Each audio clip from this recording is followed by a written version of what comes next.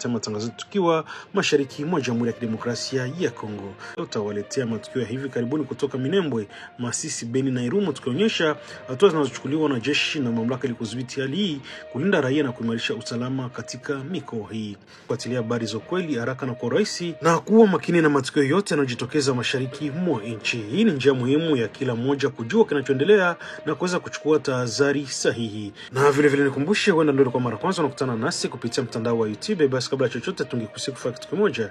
Hakikisha umesubscribe, kulike, comment na kushare, na kwa wengine unasema ujabone kueme vile vile na kupartager. Na basi kama tayari utakuwa umeshafanya hivyo, acha tuendelee kusema asante sana. Habari za kushtua zikitokea huko Uvira katika jimbo la Kivu Kusini mashariki mwa Jamhuri ya Kidemokrasia ya Kongo, ambako ripoti inaonyesha kuwa mashimo matatu ya pamoja yametambuliwa baada ya mvua za hivi karibuni, huku miili kadhaa ikionekana. Tukio hilo limechochea wito kwa haraka kwa mamlaka na mashirika ya kibinadamu kuchukua hatua. Shimo la kwanza limegundulika kando ya barabara kuelekea mpaka wa Kavimvira kati ya Kongo na Burundi, karibu na ofisi ya PAME. Mashuhuda wanasema kuwa miili 35 ilitekwa pale, huku watekelezaji wakijaribu kufunika eneo hilo kwa udongo. Hata hivyo, mvua zilionyesha baadhi ya miili na harufu mbaya ilisababisha wananchi wa jirani kutoa taarifa kwa viongozi wa kata, ambayo waliwasilisha habari kwa mamlaka za mkoa. Timu maalum zimetumwa kwenye eneo hilo na kuhakikisha usalama wa kufunika tena shimo hilo, lakini hadi sasa haijafanywa uchunguzi rasmi au kuchomoa mihili. Mashimo mengine yamegundulika kilomoni ndani ya mji wa Uvira, huku makaburi ya zamani ya mji huo pia yakionyesha kuwepo kwa miili kadhaa. Mbali na hapo, kilomita 13 kutoka Uvira katika mji wa Sange, kando ya barabara kuu namba 5, wananchi wanasema kuna shimo jingine lenye takriban miili 10. Vyanzo vya eneo hilo vinadai kuwa mashimo yote yametengenezwa na waasi wa M23 ambao wanaendelea kushirikiana na jeshi la Rwanda. Mashirika ya haki za binadamu yametaka serikali na mamlaka husika kuchukua hatua za haraka, kuchomoa miili, kubaini waasiriwa, kufanikisha mazishi ya heshima na ukisha wawekezaji wa uhalifu wanapelekwa mbele ya sheria. Wanasema hii ni muhimu kuhakikisha haki na usalama wa wananchi hata katika eneo linaloathirika na migogoro ya mara kwa mara. Hilo linatufundisha kuwa mashariki mwa Jamhuri ya Kidemokrasia ya Kongo bado kunakabiliwa na changamoto kubwa za usalama na haki za binadamu, na kwamba kila hatua ya haraka ni muhimu kulinda maisha ya wananchi na kuheshimu waliopoteza maisha.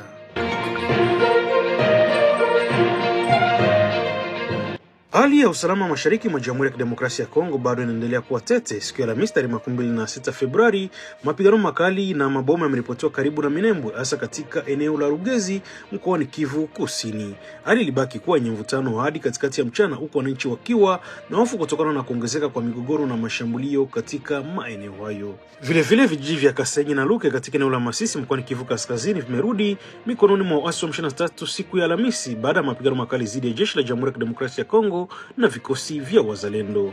Vyanzo vya usalama na vya kiraia vinasema kuwa waasi walizindua shambulio la kulipiza kisasi siku ya Jumatano, siku moja tu baada ya kupoteza vijiji hivi.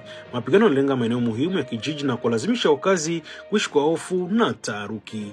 Baadhi ya vijiji vingine kama Chongi, Katoboto na Kaniro vilitekwa na waasi wa M23 siku ya Jumatano, jambo linaonyesha kuwa waasi hao wanaweza kuhamasisha mashambulio hayo haraka.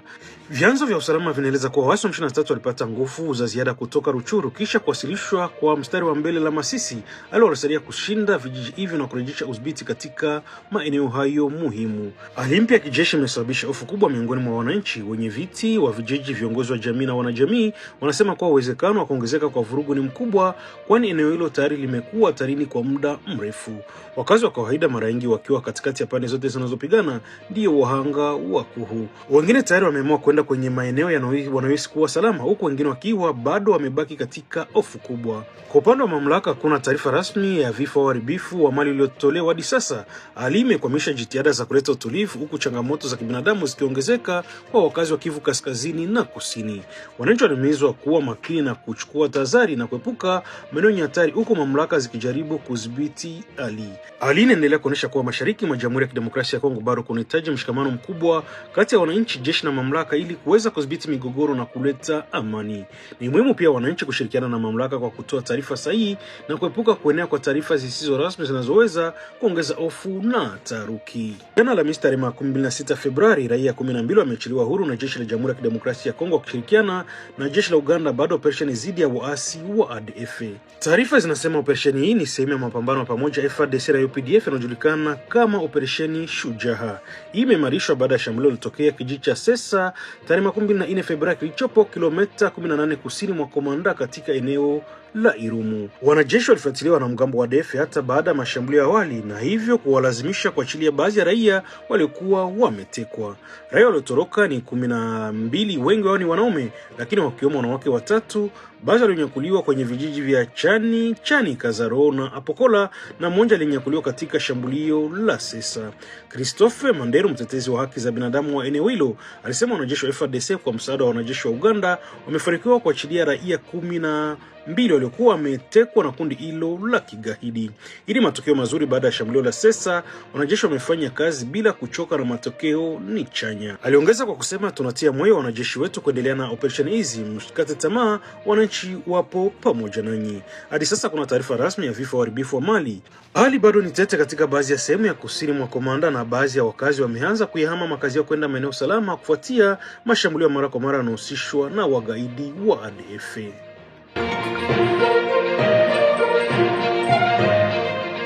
Mashambulizi ya ndege isiyo na rubani yanaendelea kuibua taharuki kubwa katika eneo la Rubaya wilayani Masisi kufuatia taarifa mpya zinazoonyesha kuongezeka kwa idadi ya waliopoteza maisha. Kwa mujibu wa vyanzo mbalimbali vya habari, mbali na kifo cha Ulingoma kilichoripotiwa hapo awali, watu wengine kadhaa wanadaiwa kupoteza maisha katika mashambulizi hilo lililotokea tarehe 24 Februari. Miongoni mwa waliotajwa kufariki ni Erike Kazungu ambaye anadaiwa kuwa alikuwa mkuu wa msafara wa ulinzi wa kiongozi wa wasi Sultan Makenga. Kuna taarifa za kifo cha Meja Pascal aliyekuwa akihusika na masuala ya usalama kama msaidizi wa karibu wa Imani Nzenze. Pia Kanali Safari anaripotiwa kuwa miongoni mwa waliouawa. Inadaiwa alikuwa mjumbe wa ofisi na msaidizi wa kijeshi wa Imani Nzenze. Mbali na watu, kuna taarifa ya kuuawa kwa msaidizi mmoja wa gavana wa wasi wa M23 pamoja na watu wengine 5 ambao hadi sasa hawajatambuliwa rasmi. Katika tukio hilo, ndugu wa Sultani Makenga ambaye anatokea mkoa wa Kivu Kusini anaripotiwa kujeruhiwa vibaya katika eneo la Tumbu, hali inayozua hofu juu ya uwezekano wa kuongezeka kwa madhara ndani ya kundi hilo. Hadi sasa muungano wa wasi M23 hajatoa tamko rasmi kuhusu tukio hilo na ishara zilizotajwa. Hata hivyo, taarifa za ndani zinaeleza kuwa tukio hilo limeleta mshtuko mkubwa miongoni mwa viongozi na wanachama wa kundi hilo. Mashambulizi yanaongeza mvutano katika eneo la mashariki mwa Jamhuri ya Kidemokrasia ya Kongo, huku hali ya usalama ikiendelea kuwa mbaya siku hadi siku. Wakazi wa maeneo karibu wanaendelea kuishi kwa hofu, wakihofia kuongezeka kwa mashambulizi zaidi. Kwa sasa bado kuna taarifa rasmi kutoka kwa mamlaka za serikali kuhusu tukio hili, huku uchunguzi ukiendelea ili kubaini kwa undani kilichotokea pamoja na idadi kamili ya walioathirika. Rais wa Bunge la Taifa wa Jamhuri ya Kidemokrasia ya Kongo Emebonji Sangara anaendelea na ziara yake katika mkoa wa Kivu Kaskazini. Siku ya jana Alhamisi tarehe 26 Februari aliwasili mjini Kasindi, eneo la mpaka la Uganda, ambako alikutana na wananchi waliokusanyika kwa wingi. Mbele ya umati huu, rais wa bunge alisambaza ujumbe kutoka kwa rais wa Jamhuri ya Kidemokrasia ya Kongo Felix Antoine Tshisekedi. Ujumbe huo unasisitiza dhamira ya serikali kuleta amani mashariki mwa nchi, hasa kupitia kuondoa kikundi cha kigaidi cha ADF na uasi wa M23. Hii ni sehemu ya mpango mkubwa wa serikali kuhakikisha mashariki mwa nchi yanapata utulivu na maendeleo endelevu. Rais wa bunge alipitia barabara na madaraja makubwa yaliyojengwa na kampuni ya Doltervice. Alithibitisha kuwa baadhi ya miradi imekamilika huku mingine ikiwa bado inakaribia kukamilika, jambo linalosaidia sana kuongeza usafirishaji wa bidhaa na watu na pia kuongeza usalama wa wananchi. Wafanyakazi wa miradi pia walipokea pongezi kutoka kwa rais wa bunge, wakithibitisha kuwa kazi yao inaendelea kwa kasi na ufanisi. Ziara hii pia inalenga kuhamasisha wananchi kushirikiana na serikali na vikosi vya usalama. Wananchi wanahimizwa kutoa taarifa za haraka kuhusu matukio ya uhalifu na usalama, kuepuka kusambaza taarifa zisizo sahihi na kushirikiana na karibu na jeshi la Jamhuri ya Kidemokrasia ya Kongo pamoja na MONUSCO. Lengo ni kuhakikisha amani na usalama vinadumu na kwamba mashariki mwa Kongo yamekuwa sehemu salama kwa wote. Rais wa bunge alisisitiza kuwa jitihada hizi za serikali ni kwa ajili ya maendeleo ya wananchi na kuleta hali ya utulivu, huku akihimiza mshikamano kati ya raia na viongozi. Ziara inaonyesha wazi dhamira ya viongozi wa kitaifa kuhakikisha mashariki mwa nchi yanapata amani, usalama na maendeleo ya kweli. Jeshi la Jamhuri ya Kidemokrasia ya Kongo, Kapteni Antoni Mwalisha amerushiwa kurejea kazini katika mji wa Kikwiti baada ya kukaa kwa muda wa miezi miwili katika mji mkuu wa Kinshasa kwa mahojiano na mashiriano ya juu. Kapteni Mwalisha ambaye ni msemaji wa operesheni ya kijeshi Ngeba alirejea rasmi kazini Alhamisi hii tarehe 26 Februari, akitarajiwa kuendelea na majukumu yake kwa mawasiliano katika operesheni hiyo muhimu kwa usalama wa eneo la Grand Bandundu. Kumbukumbu zinaonyesha kuwa afisa huyo aliitwa kwa dharura mjini Kinshasa kufuatia kauli zake za hadharani ambapo alidai kuwepo kwa ushirikiano wa siri kati ya baadhi ya watu wa karibu na ikulu ya Jamhuri ya Kidemokrasia ya Kongo pamoja na waasi wa Mobondo. Katika matamshi yake alisitiza kuwa alikuwa na ushahidi unaodai kuhusisha baadhi ya maafisa katika ufadhili wa kundi hilo lenye silaha. Kauli hizo zilisababisha taruki na mjadala mkubwa ndani ya Jamhuri ya Kidemokrasia ya Kongo na kusababisha uongozi wa kijeshi kumuita kwa ajili ya maelezo zaidi pamoja na uchunguzi wa kina. Baada ya miezi miwili ya kusikilizwa na mashauriano katika ngazi ya juu ya uongozi, ameamuliwa kwamba arejee kwenye wazifa wake wa awali, hatua ambayo inaonekana kama ishara ya kurejesha imani na kutimisha mchakato wa uchunguzi wa ndani. Operesheni Ngeba inaendelea kuonekana kama nguzo muhimu katika juhudi za kurejesha utulivu katika eneo la Grabandundu ambalo limekuwa likikumbwa na changamoto za kiusalama zinazohusishwa na makundi yenye silaha ikiwemo kundi hilo la Mobondo. Hata hivyo, kurejea kwa Kapteni Mwalushaye kuna kuja katika mazingira ambayo bado yanaacha maswali mengi kuhusu madai aliyotoa hapo awali pamoja na matokeo halisi ya uchunguzi uliofanyika.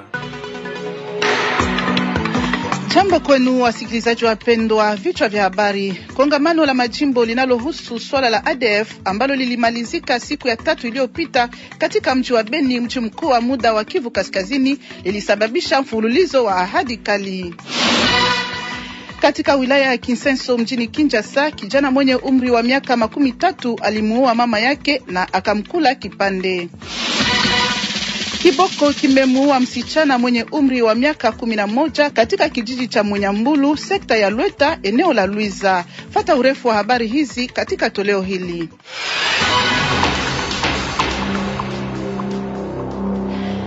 Na wasalimu tena wapendwa wasikilizaji. Asante nanyi mliochagua Radio Kapi kwa kupata habari kupitia lugha ya Kiswahili. Nyuma ya kipaza sauti ni mimi Elise Kavira. Kama vile nimeatangaza mwanzoni, kongamano la majimbo linalohusu swala la ADF ambalo lilimalizika siku ya 3 iliyopita katika mji wa Beni, mji mkuu wa muda wa Kivu Kaskazini, lilisababisha mfululizo wa ahadi kali. Washiriki waliopongeza juhudi ambazo tayari zimefanywa na FARDC kwa msaada wa MONUSCO na ushirikiano wa jeshi la Uganda UPDF katika mapambano dhidi ya ADF. Pia walitoa wito wa kuimarishwa kwa hatua za pamoja ili kukomesha kabisa tishio hili la kigaidi. Mapendekezo hayo yanaelekezwa kwa serikali ya Kongo, MONUSCO, Uganda na jumuiya ya kimataifa. Viongozi wa jumuiya lazima washirikiane na FARDC, wasiunge mkono ADF, wapiganishe habari za uongo, wakuze utumizi nzuri wa mitandao ya kijamii na kuunga mkono shughuli za pamoja.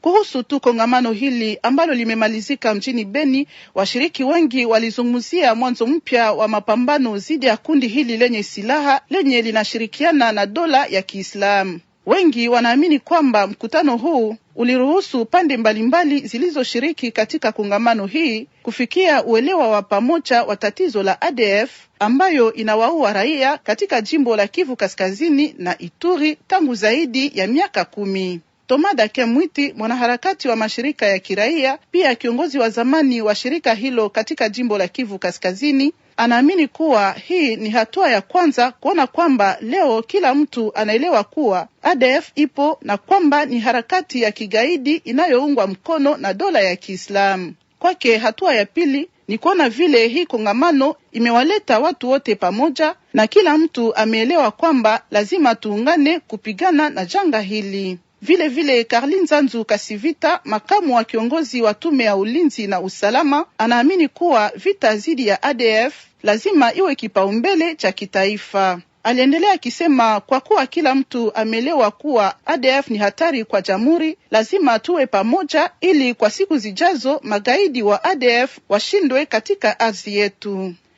Na katika jimbo la Ituri, watu 6 walitekwa nyara na waasi wa ADF katika kijiji cha Sesa, kilicho kilomita 18 kutoka Komanda katika eneo la Irumu. Hii ilitokea baada ya kuvamiwa na watu hawa wenye silaha siku ya pili usiku, kulingana na vyanzo vya ndani. Mwanaharakati mmoja wa haki za binadamu anaeleza kwa Radio Kapi kuwa hadi siku ya 3 asubuhi, familia hazikukuwa hata na habari kuhusu wapendwa wao.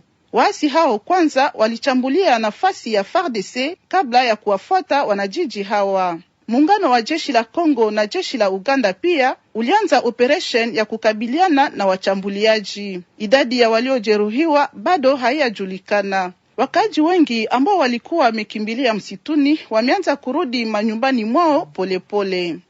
Tunarudi tena Kivu Kaskazini ambapo mapigano kati ya waasi wa AFC M23 na wapiganaji wa wazalendo wanaoshirikiana na FARDC yanaendelea tangu siku ya 4 hii katika maeneo kadhaa ya eneo la Masisi. Kulingana na vyanzo vya ndani, mapigano hayo yanafanyika zaidi katika vijiji vya Katovu, Mashaki na Luke. Ripoti zinaonyesha kuwa karibu watu 4 wameuawa na wakaaji wengi wamekimbia makao yao. Siku ya 3 iliyopita, waasi walikuwa wamekamata tena Kaniro pamoja na Kasenyi na Katobotobo katika kundi la Kibabi 1. Siku ya 4 asubuhi, mapigano yalikuwa makali huko Katovu, iliyo kilomita 6 kutoka mji mkuu wa sekta ya Katoi, ambayo ilichukuliwa tena juma iliyopita na wazalendo wa kundi cha Pareko. Mapigano mengine yaliripotiwa katika vijiji vya Mashaki karibu na Kazinga katika kundi la Nyamaboko 1 pamoja na Kibande na Luke kando ya barabara ya Mahanga.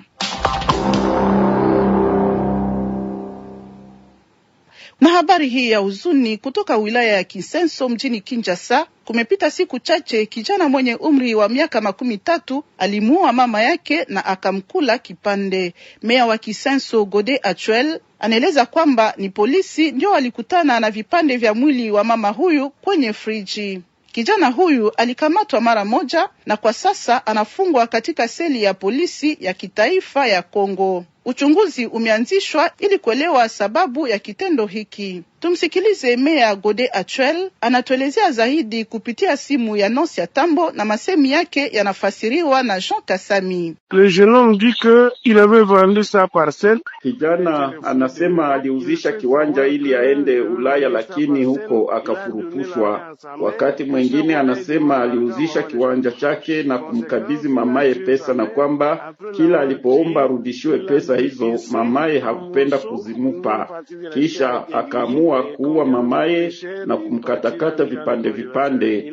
Sababu hakuweza kula yote, aliweka sehemu ingine ndani ya chombo cha kuhifadhi baridi. Mwisho ilianza kutoa harufu kali kiasi kwamba jirani walituita tuangalie. Halafu tulifika na kuvunja mlango. Tulimkuta ndani akifichama akishika panga mkononi. Katika kongelatere tuliona mabaki ya mwili wa mama, kichwa na kiwiliwili. Hivi anawekwa ndani ya mahabusu. Ndiyo sababu nimeanzisha masambo ya hadharani kwa haraka ili ahukumiwe. Upande wa Kasai Central, tangu siku 3 iliyopita, kiboko kimemuua msichana mwenye umri wa miaka 11 katika kijiji cha Mwenyambulu, sekta ya Lweta, eneo la Luiza. Mkasa huu unakuja mwezi mmoja tu baada ya kifo cha mwanamke mmoja katika hali sawa huko Mwenyambulu. Kulingana na vyanzo kadhaa vya eneo hilo, viboko vinaondoka mara kwa mara kwenye mto Kasai kutembea katika jamii. Jambo hili linatia wakaaji katika hoga. Ndio maana wanatoa wito kwa mamlaka kufuatilia hali hii haraka ili ikomeshwe. Pole Munanga anatuletea maelezo zaidi. Mkasa huo ulitukia kwa mapambazuko hiyo Jumatano. Msichana huyo mdogo alikuwa nje wakati mnyama alitokea ghafla na kumshambulia. Leo Munana Muyumba, muuguzi katika kijiji cha Munyambulu, aliambia redio yetu ya kwamba mtoto huyo hakupata wakati wa kukimbia kutokana na kwamba kiboko ilifika ghafla na kumshambulia kwa nguvu kabla ya kutoweka porini. Kunapita mwezi mmoja, shirika nyipya la raia la mtani Luiza lilikuwa tayari limeonya kuhusu tishio la kuwepo kwa viboko 3 katika eneo hilo. Tokea hapo, raia wa Mali wameishi kwa hofu ya kudumu. Wakazi wanatoa wito kwa huduma za serikali zinazohusika na ulinzi wa wanyamapori kuchukua hatua haraka ili kuepusha majanga zaidi. Tuelekea jimbo la Haut-Katanga. Ushirikiano kati ya taasisi ya Kongo ya uhifadhi wa mazingira ICCN na kundi linaloitwa Les Amis du Zoo de Lubumbashi ama marafiki wa mbuga ya wanyama ya Lubumbashi, AZLU kwa kifupi, umemalizika tangu siku ya 2 iliyopita. Kulingana na vyanzo vingi, ushirikiano huu ambao ulidumu miaka 15 unaisha huku kukiwa na mvutano kati ya pande hizo mbili. Pole Munanga anatuelezea zaidi kuhusu ushirikiano huu. Ushirikiano huo ulitiliwa saini tarehe Februari 24 mwaka wa 2011 kati ya ICCN na shirika AZLU. Chini ya ushirikiano huu, Azulu iligharamia matengenezo ya bustani ya wanyama ya Lubumbashi, utunzaji wa wanyama na ulishaji wa wanyama. Ushirikiano huu unakaribia mwisho, na katika ripoti yake ISSN inaona ushirikiano huu hauridhishi. Inalaani ukosefu wa uwazi katika kupanga na kutekeleza shughuli kulingana na vyanzo. Kumalizika kwa ushirikiano huu kunaweza kuhatarisha usimamizi wa bustani wa wanyama ya Lubumbashi kulingana na vyanzo.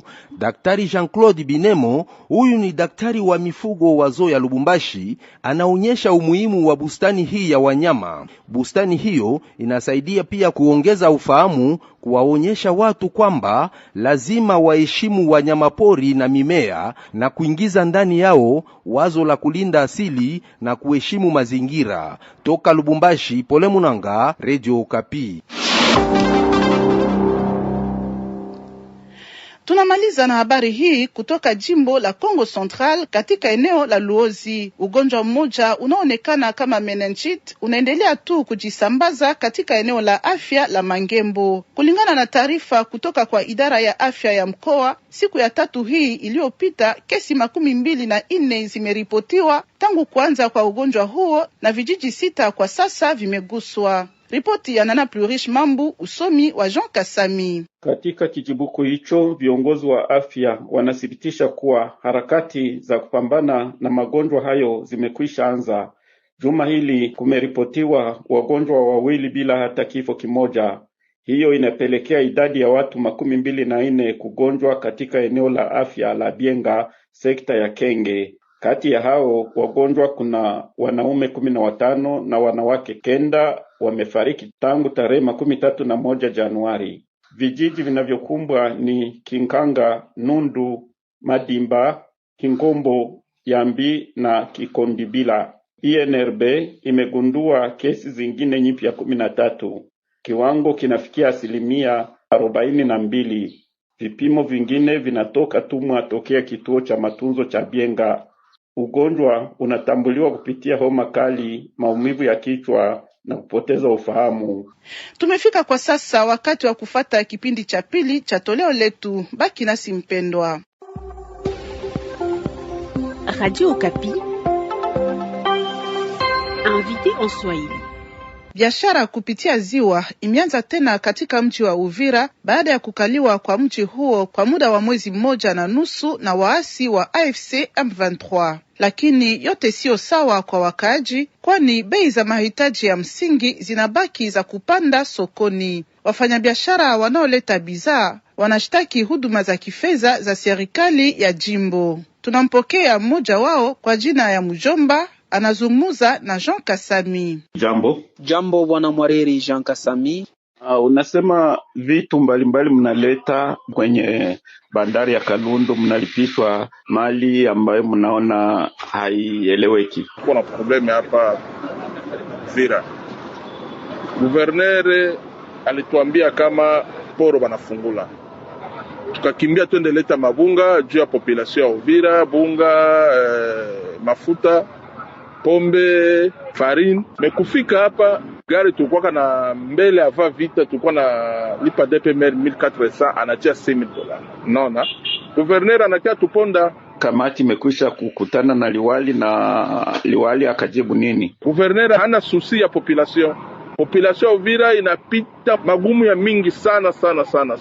Tunakufa banatupie, lakini gouverneur analeta vitu ya DPMR tulipe mataxe, tulipe $6,000 par camion. Ukitaka preuve ndio kusukumia $6,000 par camion.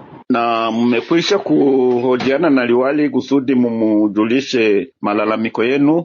Tushamwambia haiko nasikia. Ndio tuko na besoin kufanya manifestation. Sasa kwa vile ninajua mnakuwa na sindika ya kutetea haki za wafanyabiashara. Sisi tuliandikia liwali. Tumemwandikia, tunamwambia liwali unatunyanyasa kwa nini? Nasikia. Sisi tumemwandikia kibarua na yeye kibarua tuko nacho. Tukamsukumia juu yeye yuko Bujumbura, anaishi Bujumbura, watu wake wanatoka Bujumbura wanakuja na mtumbu kutoka Bujumbura na boti mpaka Kupoa. Wanakia lipisha hiyo pesa ya DPMR. Pesa tulikuwa tunalipa kama tulikuwa tunalipa kugari $1000, yeye anapita na tia $4000. Na kwa hii wakati tuko magumu hapa Uvira, tumepita magumu mingi sana. Sasa unasema mungipenda biashara iingie free, manake bila kulipia hata senti moja, ama mungipenda kiwango ya malipo ndio ishushwe? Tumemwambia ama ulikuwa nalipisha $1000 kwa gari, acha tulipe 500 na ingine 500 iende kwa raia. Kitu kama tulikuwa nausha $10, tunashusha na sie mara moja kwa $8.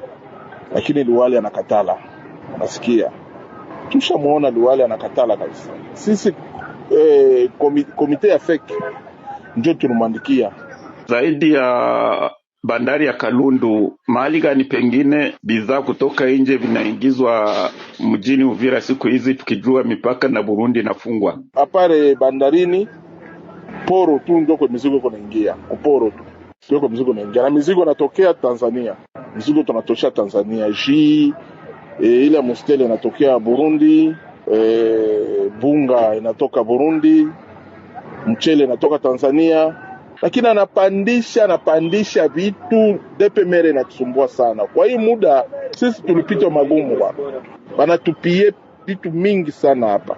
Tumebaki hapa, tumesikiliza mile migurumo ya mabombe melia hapa, watu wamekufa, lakini guverneri hana huruma na raia. Tusaidiane, tuelewe kila kitu kina maana yake. Na kila mtu ana njia zake na ana commerce zake. Pombe ndio ilikuwa mara ya kwanza naingia Mpoo. Na ndio wakanzie kwa. Mwenzako wa muombe 6000, yako kutoa 1400. Silikuwa ni jaribu. Na mwingine pia alete farini, alete sukari, alete chochote kile. Kama napandisha sana gisa hakuwa nafanya, tungeomba watu watusaidie tu. Tutoka mweta mbaya sana. Bitu yote ifike kwanza free. Leta iko na pesa papa. Itusaidie, niwe maradio, iwe nini, iwe mafuta, chochote kile. Tuone kama mwaza kusaidia. Na mwe naingiza gari toka Dubai, mche kwanza ingize sababu tupate kamuvuma. Kiashara ni kiashara. Hali hiyo ya kulipia bidhaa vinavyoingizwa bei kali inakuwa na madhara gani kwenye biashara sokoni? Kiashara ni kiashara, kila mtu na watomati na anachuza. Tusikwazishane wala tusikwazike. Ninakushukuru sana. Vraiment Mungu awabariki nyote, asante. Radio Okapi, dossier en Swahili. Kwa siku ya pili ya ziara yake mjini Beni, mji mkuu wa muda wa jimbo la Kivu Kaskazini, kiongozi wa bunge Emeboji Sangara alikutanana na wawakilishi wa vyama mbalimbali vya ndani ili kuwasikiliza na kukusanya matarajio na mapendekezo yao ambayo yanaweza kumaliza mateso ya wakaaji katika eneo hili ambalo limeharibiwa na mauaji ya miaka mingi yanayofanywa na makundi yenye silaha. Mark Marofimbo anatuelezea zaidi. Miongoni mwa mapendekezo zilizotolewa kwake kiongozi wa bunge la taifa nchini Kongo ni hususan kuondolewa kwa uongozi wa serikali ya dharura jimboni Kivu Kaskazini, ambaye tangu kuchimika kwake sasa yamepita miaka 4 hivi hakuna mabadiliko halisi, ikiwa mamia ya wakaaji waendelea kuuawa na wahuni wa ADF, vijiji vinakauka, wakaaji wanaokimbia manyanyaso ya vikundi vishikao silaha, na hasa wakaaji hawana tena fursa ya kuendea mashamba zao ndani ya msituni kwa ajili ya usalama mdogo. Vijana wa Beni walioshiriki kwa kikao hiki walisema ya kwamba tatizo la usalama mdogo inayosababishwa na wahuni wa ADF sherti yachukuliwe na thamani yote sawa tu na yale ya waasi wa M23. Clovis Mutsuva, kijana wa Beni, alikuwa na haya kusema. Kitu ya kwanza ambacho tunamuomba sisi, tuna hamu ya amani, waweze kumaliza etat de siege kwa sababu imeshindwa. Waliitia ili iweze kuleta amani, lakini imeshindwa kwa sababu jeshi wamebaki ndani ya ofisi zao kuangalia namna gani wataiba population, kufanya mataksi ambazo haziexiste, kuliko kuenda kwenye mapambano ili waweze kusaidiana na wajeshi ambao wako kule ili amani irudie. Na mambo ya ADF iweze kukua mapriorite za wakubwa wetu. Kama tunaona mambo ya M23 wanaiongelea huko Doha na Washington, lakini yetu ya ADF hawaiongelee, ijapokuwa wanatuua kila siku. Juzi wameua Oicha, juma haijaisha waliua ndani ya teritwari ya Lubero pale Mangolio, Ndoyo, Byambwe. Kila siku ADF wanaua watu, lakini hakuna mtu ambaye anaongelea mambo ya ADF. Ndio maana tumemwambia aangalie hiyo mambo sana na iweze kuwa parmi ma priorite, vitu vya kwanza wakati watakamata madecision ndani ya chumba chao cha parlema. Mbali na kurejeshwa kwa usalama, miradi za maendeleo pia yafuatiliwe, alisema John Banyene, kiongozi jimboni ya shirika la raia. Ya kwanza ni kusema ya kwamba tumechoka na vita. Tunajua ya kwamba wakubwa viongozi nao hawapachike mikono ili usalama uweze kurejea. Ndiyo maana tumekuwa tukiambia spika wa bunge aende kuambia rais na government na waparteneri wote wa government kusema sisi raia wa mashariki ya DRC tunasema tumechoka na inaomba amani irejee haraka iwezekanavyo, kwani ni haki kwetu na sisi kuwa na amani. Apari ile tumeweza tena kuomba aweze kutusaidia kufanya plaidoyer ili miradi mbalimbali ambazo zinakuwa huku kwetu ziweze kuendelea, raia waweze kuangalia kwamba zimekwisha. Ni sawa vile ukarabati wa barabara ya Kasindi Beni Butembo na ukarabati wa kiwanja cha ndege cha Mavivi. Ni kwa ajili ya mambo kama na yale ndiyo yalisababisha uwepo wake kwa maeneo ya Kivu ya Kaskazini, alisema mkubwa wa bunge nchini Emeboji Sangara. Beni na hii kipande yote ya nchi yetu este ya RDC inateseka sana. Unajua vita tuko nayo ilisha kukawia, na Beni kuko shida nyingi mnazijua za terorisme ya BADF na maproblemu nyingi. Ndio kwa maana nilichagua na nimesindikizwa na ndugu zangu wa depute wa Nord Kivu yote na wengine wa Sud Kivu, juu tukuye tupatie ndugu zetu wa hapa pole, tuwasikilize, tuzungumuze na niwafasilie namna gani baba wa taifa Felix Antoine Tshisekedi Tshilombo iko napiganisha yake yote kwa kumaliza hii vita yetu ili tukue na amani ya kweli. Emeboji Sangara aliwalika wakaaji wote kuunga mkono